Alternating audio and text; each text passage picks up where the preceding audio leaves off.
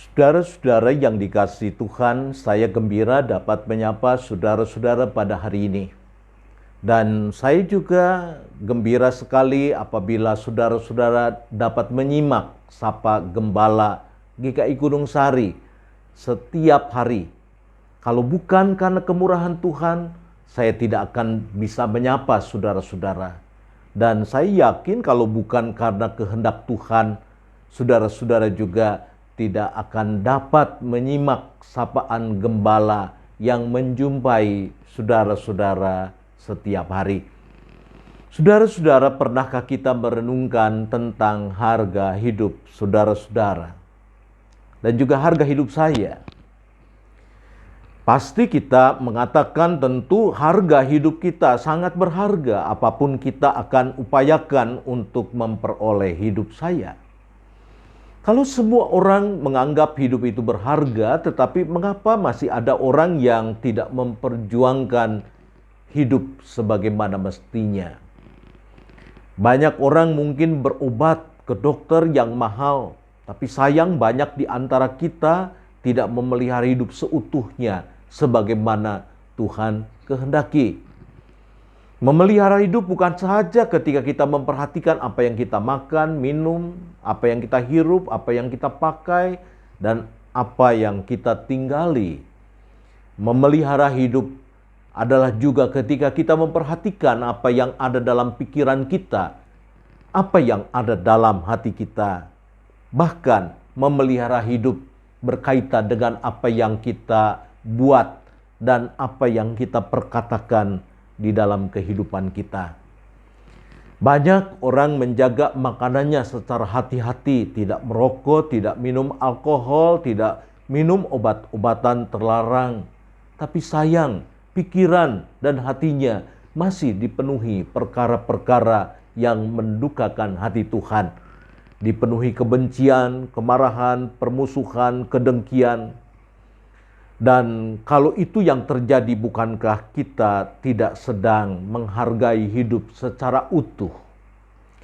Menghargai hidup adalah ketika kita memperhatikan apa yang kita makan, apa yang kita minum, dan apa yang kita hirup, tetapi juga kita memperhatikan apa yang ada dalam pikiran dan apa yang ada di benak hati yang paling dalam. Apakah digenangi cinta, penerimaan, pengampunan, atau sebaliknya diisi dengki, marah, dan benci. Bahkan orang yang menghargai hidup nampak di dalam apa yang ia buat. Apakah yang kita buat dalam hidup ini sekedar membuat kita hidup secara jasmania, ataukah yang kita buat adalah sesuatu yang mendatangkan daya hidup, bukan saja bagi diri kita, tetapi daya hidup bagi banyak orang. Ketika kita memperjuangkan perbuatan yang memberi daya hidup bagi banyak orang, bisa saja kita mengalami luka, disisihkan, disingkirkan, dianiaya bahkan. Tetapi ketika kita tidak undur oleh karenanya dan terus memperjuangkan, maka sebenarnya kita sedang memperlihatkan kehidupan yang berharga di mata Tuhan. Disitulah harga hidup kita. Harga hidup kita tidak diukur dari apa yang kita makan dan kita pakai, tapi harga hidup diukur dari apa yang sedang kita perjuangkan dalam hidup ini.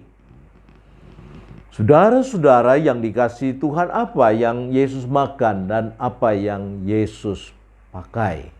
Dalam Matius 8 ayat 20, Yesus berkata, "Serigala mempunyai liang, burung mempunyai sarang, tetapi anak manusia tidak mempunyai tempat untuk meletakkan kepalanya." Betapapun Yesus tidak punya apa yang dibanggakan dunia, tetapi Yesus memiliki apa yang dibanggakan Allah dalam hidup ini. Yesus berjuang memberi diri sedemikian rupa untuk keselamatan dunia ini. Dan sekarang kita memasuki minggu sengsara, minggu di mana Yesus mulai mendaki bukit-bukit tersulit dalam kehidupannya.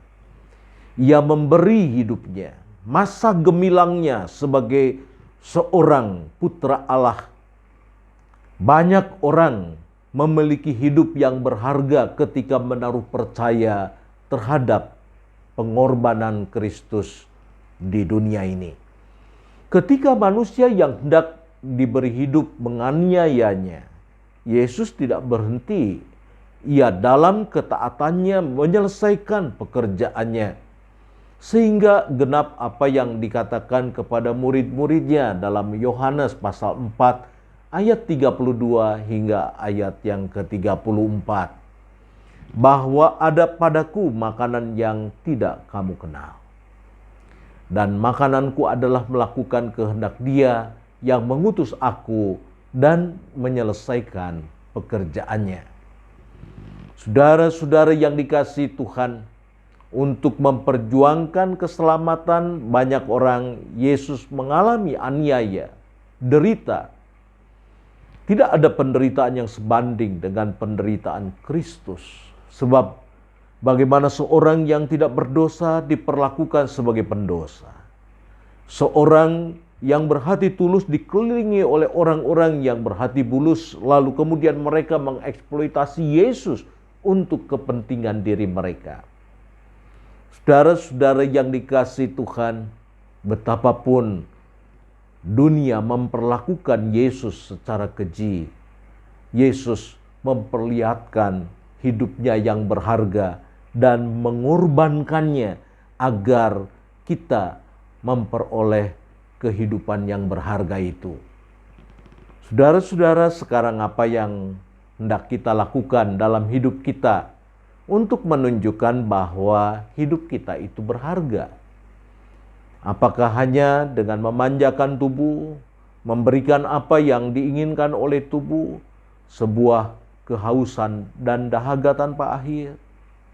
Ataukah kita berupaya meneladan Kristus, menggenangi hati dan pikiran kita dengan cinta Allah, agar dari dalamnya mengalir perkataan dan perbuatan yang memberi daya hidup bagi banyak orang. Tuhan Yesus memberkati kita semua. Amin.